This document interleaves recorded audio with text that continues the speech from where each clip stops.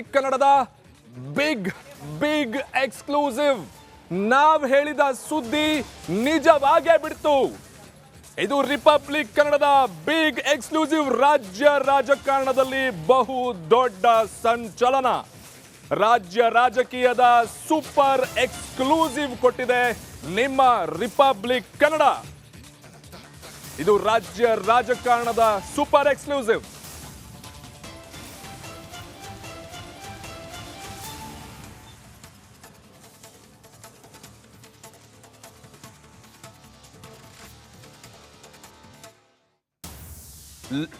ಲೋಕಸಮರಕ್ಕೆ ಹತ್ತಿರವಾಗ್ತಾ ಇದ್ದಂತೆ ಘರ್ ವಾಪಸಿ ಶುರು ಆಗಿದೆಯಾ? ಇಂಥದ್ದೊಂದು ಸುದ್ದಿಯನ್ನ ನಾವು ರಿಪಬ್ಲಿಕ್ ಕನ್ನಡ ಜನರ ಮುಂದೆ ಇಟ್ಟಿದ್ವಿ. ಮರಳಿ ಬಿಜೆಪಿಗೆ ಬರುವಂತೆ ಶೆಟ್ಟರ್ಗೆ ಆಹ್ವಾನ. ಶೆಟ್ಟರ್ ಲಕ್ಷ್ಮಣ ಸವದಿಗೆ ಬಿಜೆಪಿಯಿಂದ ಆಹ್ವಾನ ಬಂದಿರುವಂಥದ್ದು. ರಿಪಬ್ಲಿಕ್ ಕನ್ನಡದಲ್ಲಿ ಸದಾನಂದ ಗೌಡರು ಎಕ್ಸ್ಕ್ಲೂಸಿವ್ ಆಗಿ ಹೇಳಿಕೆ ಕೊಟ್ಟಿರುವಂಥದ್ದು. ಪಕ್ಷಕ್ಕೆ ಕರೆ ತರುವ ಬಗ್ಗೆ ರಾಜ್ಯಾಧ್ಯಕ್ಷರು BSY ಬಳಿ ಚರ್ಚಿಸ್ತೇನೆ ಅಂತ ಹೇಳಿದ್ರ ಹಿನ್ನೆಲೆ ಏನು ಅಂತ ಹೇಳಿದ್ರೆ, ವಾಪಸ್ ಅಂದ್ರೆ ಘರ್ ವಾಪಸಿ ಶುರು ಆಗ್ತಿದೆಯಾ? ಲೋಕಸಭಾ ಚುನಾವಣೆ ಹತ್ರ ಬರ್ತಿದ್ದಂತೆ ಆ ನಾಯಕರನ್ನ ಕಾಂಗ್ರೆಸ್ ಹೇಗೆ ನಡೆಸ್ಕೊಳ್ತಾ ಇದೆ, ಅದರ ಜೊತೆಗೆ ಇಂಥ ಒಂದು ಸಮಯದಲ್ಲಿ ಶೆಟ್ಟರ್ ಮತ್ತು ಲಕ್ಷ್ಮಣ್ ಸವದಿ ಅವರಿಗೆ ವಾಪಸ್ ಕರ್ಕೊ ಬಂದ್ರೆ ಅವ್ರನ್ನ ಏನ್ ಆಗ್ಬಹುದು ಅನ್ನೋದು ನಮ್ಮ ಎಕ್ಸ್ಕ್ಲೂಸಿವ್.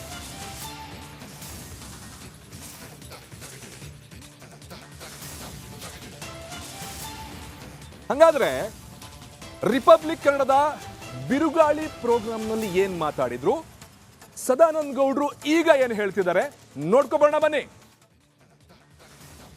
ಇದೇ ಭಾವನೆ ಅಂದರೆ ಯಾರು ಕಾರ್ಯಕರ್ತರು ಒಂದಷ್ಟು ಮುಖಂಡರು ನಾನು ವಿಧಾನಸಭೆಯಲ್ಲಿ ಬೆಳಗಾವಿಯಲ್ಲಿ ಅಥವಾ ಈ ವಿಧಾನಸಭೆಯಲ್ಲಿ ನೋಡಿದಾಗ ಸುಮಾರು ಜನ ಶಾಸಕರು ಕೂಡ ತಮ್ಮ ಹತ್ರ ಬಂದು ಭೇಟಿಯಾಗೋದು ಬಿಜೆಪಿ. ಇದೇ ಭಾವನೆ ಮತ್ತೆ ಜಗದೀಶ್ ಶೆಟ್ಟರ್ ಅವರು ಬಿಜೆಪಿಗೆ ಬಂದರೆ ಒಳ್ಳೆಯದು, ಬಿಜೆಪಿಗೆ ಬರಲಿ ಅಂತ ಆಶಯ ವ್ಯಕ್ತಪಡಿಸ್ತಾ ಇರುವಂಥದ್ದು. ಇದು ತಮ್ಮ ಕಿವಿಗೂ ಬಿದ್ದಿದೆ ಅಥವಾ ತಮ್ಮ ಗಮನಕ್ಕೂ ಕೂಡ ಬಂದಿದೆ? ಇಲ್ಲ, ನನ್ನ ಗಮನಕ್ಕೂ ಬಂದಿದೆ. ವೈಯಕ್ತಿಕವಾಗಿ ಹಲವಾರು ನೀವು ಮತ್ತೆ BJP ಬರಬೇಕು ಅನ್ನುವಂಥ ಎಕ್ಸ್ಪ್ರೆಸ್ಸು ಮಾಡ್ತಾ ಇದ್ದಾರೆ. ಅದು ನನ್ನ ಕೈಯಲ್ಲಿ ಇಲ್ಲಪ್ಪ ಅಂತ ಹೇಳಿದೆ. ಹೋಗ್ತೀರಾ ಬಿಜೆಪಿಗೆ? ಮತ್ತೆ ನೋಡಿ, ನಾವು ಒಂದು ಹೇಳ್ತೀನಿ, ಇವತ್ತು ಅಲ್ಲಿಂದ ಬಿಟ್ಟು ಬಂದೆ ನಾನು. ಒಂದು ಸ್ವಾಭಿಮಾನಕ್ಕೆ ಧಕ್ಕೆ ಆಗಿದೆ ಅಂಥೇಳಿ. ಮತ್ತು ಅಲ್ಲಿ ಏನು ನಡೀತಾ ಇದೆ ನನಗೆ ಗೊತ್ತಿಲ್ಲ, ಲೀಡರ್ಸ್ ಒಳಗೆ ಏನು ನಡೀತಾ ಇದೆ ಗೊತ್ತಿಲ್ಲ. ಈ ವೈಯಕ್ತಿಕವಾದಂಥ ಕಾರ್ಯಕರ್ತರಾಗಲಿ ಅಥವಾ ಲೀಡರ್ಸ್ ಆಗಲಿ, ಡಿಸ್ಟಿಕ್ನಲ್ಲಿರುವಂಥವರು MLAಗಳಾಗಲಿ, ವಿಧಾನ ಪರಿಷತ್ ಸದಸ್ಯರು ನನ್ನ ಮುಂದೆ ಮಾತಾಡ್ತಾರೆ. ಆದರೆ ಆ ಪಕ್ಷದೊಳಗೆ ಏನು ನಡೆದಿದೆ, ದಿಲ್ಲಿಯೊಳಗೆ ಏನು ನಡೆದಿದೆ ನನಗೆ ಗೊತ್ತಿಲ್ಲ. ಈ ವಿಜಯೇಂದ್ರ ಅವರು ರಾಜ್ಯಾಧ್ಯಕ್ಷರಾಗಿ ಕೊಟ್ಟ ಮೊದಲ ಪ್ರತಿಕ್ರಿಯೆಯಲ್ಲಿ ವಿಜಯ್ ಅವರೇ ಪ್ರಶ್ನೆ ಕೇಳ್ತಾರೆ, ಅನೇಕ ಹಿರಿಯರನ್ನ ಕಳ್ಕೊಂಡ್ಬಿಟ್ಟಿದೆ ಪಕ್ಷ, ವಾಪಸ್ ಕರೆ ತರ್ತೀರಾ ನಿಮ್ಮನ್ನು ಒಳಗೊಂಡಂತೆ ಅನ್ನೋದಕ್ಕೆ ನೇರವಾಗಿ ಹೇಳ್ತಾರೆ, ಹೌದು ಪ್ರಯತ್ನ ಮಾಡ್ತೀವಿ. ಅಂದ್ರೆ ಬಿಜೆಪಿಯ ನೂತನ ರಾಜ್ಯಾಧ್ಯಕ್ಷರು ಇನ್ ಕೇಸ್ ನಿಮಗೆ ಆಫರ್ ಕೊಟ್ಟರೆ ಬನ್ನಿ ವಾಪಸ್ ಬಿಜೆಪಿಗೆ ಅಂತ ಹೇಳಿ ಶೆಟ್ಟರ್ ಅವ್ರ ನಿಲುವು. ನಾವು ಒಂದೇ ನಾನು ಹೇಳ್ತೀನಿ, ರೇಪ್ ಕ್ವಶನ್ಗೆ ನಾವು ಉತ್ತರ ಕೊಡೋದಿಲ್ಲ.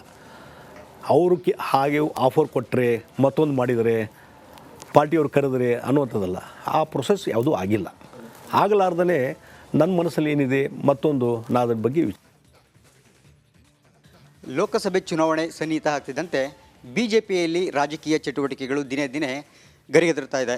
ಜೊತೆಗೆ ರಾಜಕೀಯ ಚಟುವಟಿಕೆಗಳು ಬಿರುಸುಗೊಳ್ಳೋದ್ರ ಜೊತೆಗೆ ಈಗಾಗಲೇ ಮತ್ತೆ ಘರ್ ವಾಪಸಿ ವಿಚಾರ ಕೂಡ ಮುನ್ನೆಲೆಗೆ ಬಂದಿರತಕ್ಕಂಥದ್ದು. ಒಂದು ಕಡೆ ಜಗದೀಶ್ ಶೆಟ್ಟರ್ ಮತ್ತು ಲಕ್ಷ್ಮಣ್ ಸವದಿ ಹೋದ ನಂತರ ಆದಂಥ ಪಕ್ಷದಲ್ಲಿನ ವ್ಯತ್ಯಾಸಗಳ ನಂತರ ಮತ್ತೆ ಅವರನ್ನು ಘರ್ ವಾಪಸಿಗೆ ಮಾಡೋದಕ್ಕೆ ಪಕ್ಷದ ನಾಯಕರು ಚಿಂತನೆ ನಡೆಸಿದ್ದಾರೆ. ಈ ಬಗ್ಗೆ ಅವರ ಅಭಿಪ್ರಾಯವನ್ನು ತಿಳ್ಕೊಳ್ಳೋಣ. ಹಿರಿಯ ನಾಯಕರಾದಂತಹ ಮಾಜಿ ಮುಖ್ಯಮಂತ್ರಿಗಳಾದ DV ಸದಾನಂದ ಗೌಡರು ಇದ್ದಾರೆ, ಅವರ ಅಭಿಪ್ರಾಯ ಕೇಳೋಣ. ಸರ್, ಮೊದಲನೇದಾಗಿ ತಮ್ಮ ಅಭಿಪ್ರಾಯ ಏನು ಸರ್ ಘರ್ ವಾಪಸಿ ವಿಚಾರವಾಗಿ ಇಬ್ಬರು ನಾಯಕರ? ಸರ್, ಅತ್ಯಂತ ಪ್ರೀತಿಪೂರ್ವಕವಾಗಿ ಅವರು ಮತ್ತೆ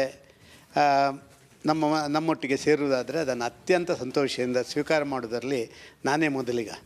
ಪ್ರಾಯಶಃ ನಾನು ಮತ್ತು ಜಗದೀಶ್ ಶೆಟ್ಟರು ಅವರು ಲೀಡರ್ ಆಫ್ ಅಪೋಸಿಷನ್ ಆಗಿದ್ದರು, ನಾನು ಡೆಪ್ಟಿ ಲೀಡರ್ ಆಫ್ ಅಪೋಸಿಷನ್ ಆಗಿದ್ದೆ.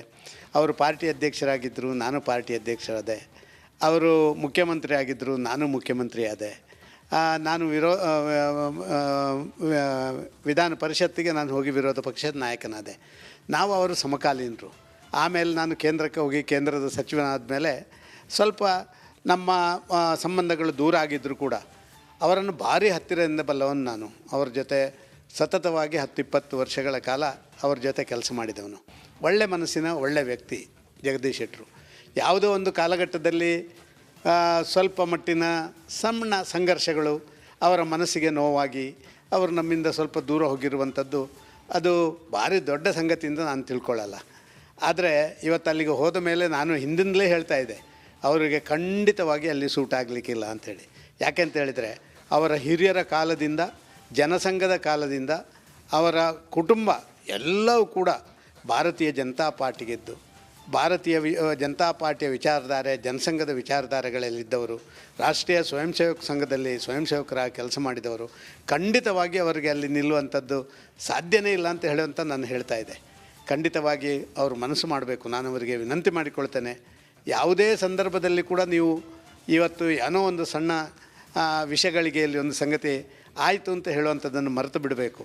ತಾವು ದಯವಿಟ್ಟು ನಮ್ಮೊಂದಿಗೆ ಬರಬೇಕು. ನಿಮಗೆ ಹಿಂದೆ ಯಾವ ಗೌರವದಿಂದ ನಾವು ನಿಮ್ಮನ್ನೆಲ್ಲ ನೋಡ್ತಾ ಇದ್ದೇವೋ ಅದಕ್ಕಿಂತಲೂ ಹೆಚ್ಚಿನ ಗೌರವದ ಸ್ಥಾನಮಾನದಲ್ಲಿ ನಾವು ನೋಡ್ತೇವೆ. ಯಾಕೆಂತ ಹೇಳಿದರೆ ನೀವು ನಮ್ಮ ಪಕ್ಷವನ್ನು ಕಟ್ಟಿ ಬೆಳೆಸಿದವರಲ್ಲಿ ನೀವು ಕೂಡ ಒಬ್ಬರು. ಮನೆಯಲ್ಲಿ ನಮ್ಮ ಹೆಂಡತಿ ತವರು ಮನೆಗೆ ಗಂಡನಲ್ಲಿ ಜಗಳ ಮಾಡಿ ಹೋಗುವಂಥದ್ದು, ಮತ್ತು ಅವಳನ್ನು ಕರ್ಕೊಂಡು ಬಂದರೆ ಅದಕ್ಕಿಂತ ಹೆಚ್ಚು ಪ್ರೀತಿಯನ್ನು ನೋಡುವಂಥದ್ದು ನಾವು ಕಂಡಿದ್ದೇವೆ. ಇದಿಷ್ಟುಗಳನ್ನು ಮಾಜಿ ಮುಖ್ಯಮಂತ್ರಿಗಳಂಥ ಡಿ.ವಿ. ಸದಾನಂದಗೌಡರ ಮಾತು. ಜಗದೀಶ್ ಶೆಟ್ಟರ್ ಹಾಗೆಯೇ ಲಕ್ಷ್ಮಣ ಸವದಿ ಇಬ್ಬರೂ ಕೂಡ ಪಕ್ಷಕ್ಕೆ ಇಬ್ಬರೂ ಕೂಡ ಆಹ್ವಾನಕ್ಕೆ ಮುಕ್ತವಾದಂತಹ ಆಹ್ವಾನವನ್ನು ಕೊಟ್ಟಿರ್ತಕ್ಕಂಥದ್ದು. ಜೊತೆಗೆ ಈ ಬಗ್ಗೆ ನಾನು ರಾಜ್ಯ ಬಿಜೆಪಿಯಲ್ಲೂ ಕೂಡ ಬಿಜೆಪಿ ವೇದಿಕೆಯಲ್ಲೂ ಕೂಡ ನಾನು ಮಾತನಾಡಿ ಅವರನ್ನು ಕರೆತರುವಂಥ ಪ್ರಯತ್ನವನ್ನು ಮಾಡ್ತೇನೆ ಅಂತಕ್ಕಂಥ ಮಾತನ್ನು ಹೇಳಿದ್ದಾರೆ. ಕ್ಯಾಮ್ರಾ ಪರ್ಸನ್ ಕೃಷ್ಣ ಜೊತೆ ಸುರೇಶ್, ರಿಪಬ್ಲಿಕ್ ಕನ್ನಡ, ಬೆಂಗಳೂರು. ಶೆಟ್ಟರ್ ಸುದ್ದಿ ಬ್ರೇಕ್ ಮಾಡೋದಷ್ಟೇ ಅಲ್ಲ, ಘರ್ ವಾಪಸಿ ಸುದ್ದಿ ಬ್ರೇಕ್ ಮಾಡೋದಷ್ಟೇ ಅಲ್ಲ, ಇದನ್ನ ಫಾಲೋ ಅಪ್ ಕೂಡ ಮಾಡಿದ್ದು ನಿಮ್ಮ ರಿಪಬ್ಲಿಕ್ ಕನ್ನಡ. ಈ ಬಗ್ಗೆ ಶೆಟ್ಟರ್ ನಮಗೆ ಎಕ್ಸ್ಕ್ಲೂಸಿವ್ ಹೇಳಿಕೆಯನ್ನ ಕೊಟ್ಟಿದ್ದಾರೆ. ಅವ್ರು ಹೇಳ್ತಾರೆ, ಬಿಜೆಪಿ ನಾಯಕರಿಂದ ಒತ್ತಡ ಬಂದಿರೋದಂತೂ ಹೌದು, ಆಹ್ವಾನ ಬಂದಿರೋದಂತೂ ಹೌದು, ಆದ್ರೆ ದೆಹಲಿ ನಾಯಕರು ನಮ್ಮನ್ನ ಸಂಪರ್ಕಿಸಿಲ್ಲ ಅಂತ ಹೇಳಿ ಹೇಳ್ತಾರೆ. ಅಂದ್ರೆ ಸ್ಪಷ್ಟವಾಗಿ ನಿಮ್ಮ ರಿಪಬ್ಲಿಕ್ ಕನ್ನಡ ಮಾಡಿದಂತಹ ವರದಿ ಸತ್ಯ ವಸ್ತುನಿಷ್ಠವಾಗಿ ಇದೆ ಅನ್ನೋದಾಯ್ತು. ರಿಪಬ್ಲಿಕ್ ಕನ್ನಡ ಜೊತೆ ಶೆಟ್ಟರ್ ಎಕ್ಸ್ಕ್ಲೂಸಿವ್ ಆಗಿ ಮಾತನಾಡಿದ್ದಾರೆ. ಅವ್ರು ಹೇಳ್ತಾರೆ, ಬಿಜೆಪಿ ಹೌದು, ಬಿಜೆಪಿ ನಮಗೆ ಆಹ್ವಾನ ಕೊಟ್ಟಿರೋದಂತೂ ನಿಜ ಅಂತ ಹೇಳಿ ಖಾತ್ರಿ ಪಡಿಸ್ತಾರೆ ರಿಪಬ್ಲಿಕ್ ಕನ್ನಡದ ಸುದ್ದಿಯನ್ನ.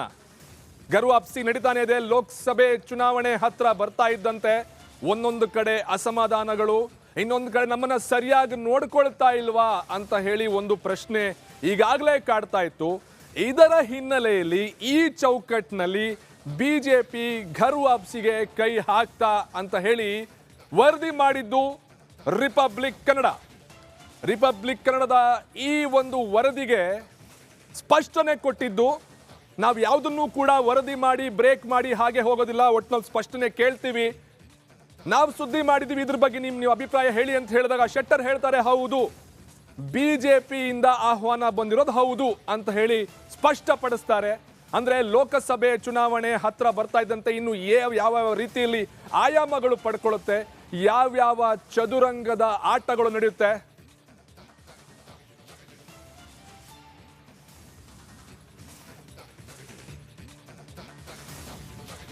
ಎಸ್ ಈ ಬಗ್ಗೆ, ಈ ಒಂದು ರಾಜಕೀಯ ಚದುರಂಗದಾಟದ ಬಗ್ಗೆ ನಮ್ಮ ಹತ್ರ ಮಾತಾಡ್ಲಿಕ್ಕೆ ನಮ್ಮ ರಿಪೋರ್ಟರ್ ಸುರೇಶ್ ಲೈವ್ ನಲ್ಲಿದ್ದಾರೆ. ಸುರೇಶ್, ಹೇಳಿ ಕ್ವಿಕ್ ಆಗಿ ಇದ್ರ ಬಗ್ಗೆ ಏನಾಗ್ತಾ ಇದೆ, ರಿಪಬ್ಲಿಕ್ ಕನ್ನಡ ಏನು ವರದಿ ಮಾಡಿತ್ತು ಮತ್ತು ಶೆಟ್ಟರ್ ಏನು ಹೇಳಿದ್ರು, ಒಂದ್ ಸ್ವಲ್ಪ ಅದ್ರ ಬಗ್ಗೆ ಮಾಹಿತಿ ಕೊಡೋದಾದ್ರೆ. ಎಸ್ ಚಿರಂಜೀವಿ ಭಟ್, ಲೋಕಸಭಾ ಚುನಾವಣೆಯಲ್ಲಿ ನಿರೀಕ್ಷಿತ ಗೆಲುವನ್ನು ಸಾಧಿಸಬೇಕು ಅಂತ ಅಂದಾಗ ಸಹಜವಾಗಿ ಪ್ರತಿ ಕ್ಷೇತ್ರವೂ ಕೂಡ ಮುಖ್ಯ, ಹಾಗೆ ಪ್ರತಿ ನಾಯಕರು ಕೂಡ ಮುಖ್ಯ. ಅದರಲ್ಲಿ ಈಗಾಗಲೇ ಬಿಜೆಪಿಯನ್ನು ತೊರೆದು ಕಾಂಗ್ರೆಸ್ಸನ್ನು ಸೇರಿದಂತಹ ಮಾಜಿ CM ಜಗದೀಶ್ ಶೆಟ್ಟರ್ ಹಾಗೆ ಲಕ್ಷ್ಮಣ ಸವದಿ ಅವರ ಅನಿವಾರ್ಯತೆ ಈಗ ಬಿಜೆಪಿಗೆ ಎದ್ದು ಕಾಣ್ತಾ ಇರ್ತಕ್ಕಂಥದ್ದು. ಸೊ ಇದೇ ನಿಟ್ಟಿನಲ್ಲೇ ಈಗ ಕಳೆದ ಒಂದು ವಾರಗಳ ಹಿಂದೆ ಅಷ್ಟೇ ರಿಪಬ್ಲಿಕ್ ಕನ್ನಡ ಕೂಡ ಒಂದು ವರದಿಯನ್ನು ಪ್ರಸಾರ ಮಾಡಿತ್ತು. ಜಗದೀಶ್ ಶೆಟ್ಟರ್ ಅವರು ಬಿಜೆಪಿಗೆ ವಾಪಸ್ ಆಗ್ತಾರಾ ಅಂತಕ್ಕಂಥ ವಿಚಾರ ಸಂಬಂಧಪಟ್ಟಂತೆ ಇವತ್ತು ಅದರ ಮುಂದುವರೆದ ಭಾಗವಾಗಿ ಮತ್ತಷ್ಟು ಅದಕ್ಕೆ ಪುಷ್ಟಿ ನೀಡುವಂತಹ ಅಂಶಗಳು ಹೊರಗಡೆ ಬರ್ತಾ ಇರ್ತಕ್ಕಂಥದ್ದು. ಇದೇ ವಿಚಾರವಾಗಿ ಈ ಬಹಿರಂಗವಾಗಿ ಆಹ್ವಾನವನ್ನು ಕೂಡ ಮಾಜಿ ಮುಖ್ಯಮಂತ್ರಿಗಳಂತ ಸದಾನಂದಗೌಡರು ಕೊಟ್ಟಿರ್ತಕ್ಕಂಥದ್ದು ಜಗದೀಶ್ ಶೆಟ್ಟರ್ ಅವರಿಗೆ. ಸೊ ಈ ಕುರಿತಂತೆ ಈಗ ಜಗದೀಶ್ ಶೆಟ್ಟರ್ ಅವರು ಕೂಡ ರಿಪಬ್ಲಿಕ್ ಕನ್ನಡಕ್ಕೆ ಪ್ರತಿಕ್ರಿಯೆಯನ್ನು ಕೊಟ್ಟಿದ್ದಾರೆ ಫೋನ್ ಮೂಲಕ. ಸೊ ಈ ವೇಳೆ ಏನು ಖಂಡಿತವಾಗ್ಲೂ ನಮಗೆ ರಾಜ್ಯದ ಇರತಕ್ಕಂಥ ನಾಯಕರು ಹಾಗೇನೆ MLAಗಳು MLCಗಳು ಸೇರಿದಂತೆ ಬಹುತೇಕ BJPಯ ಕಾರ್ಯಕರ್ತರುಗಳು ಹೋದ ಕಡೆ ಬಂದ ಕಡೆ ಎಲ್ಲ ಕಡೆನೂ ಮತ್ತೆ ಪಕ್ಷಕ್ಕೆ ವಾಪಸ್ ಬರುವಂತೆ ಒತ್ತಡವನ್ನು ಹಾಕ್ತಾ ಇರತಕ್ಕಂಥದ್ದು ಸಹಜ ಅಂತ ಹೇಳಿ ಪಕ್ಷಕ್ಕೆ ಇರತಕ್ಕಂಥ ಆಹ್ವಾನದ ಬಗ್ಗೆ ಗರ್ವಾಪ್ಸಿಯ ವಿಚಾರವಾಗಿ ಇವತ್ತು ಜಗದೀಶ್ ಶೆಟ್ಟರ್ ಕೂಡ ಒಂದು ರೀತಿಯಲ್ಲಿ ಎಸ್ ಅಂತ ಹೇಳಿರ್ತಕ್ಕಂಥದ್ದು.